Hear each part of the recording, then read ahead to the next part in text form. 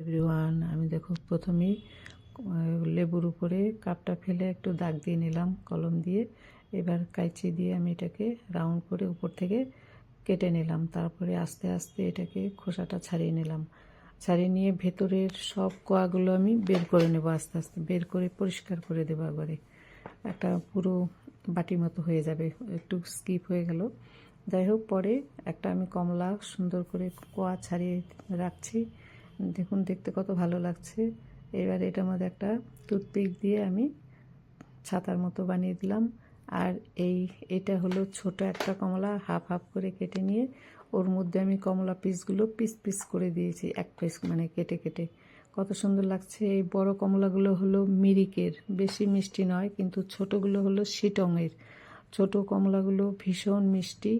আমরা 4-5 দিন আগে গিয়েছিলাম, সেই বাগান থেকে পেড়ে পেড়ে দিয়েছে, সেই বিক্রি করেছে, সেটা নিয়ে এসেছি। খুব সুন্দর।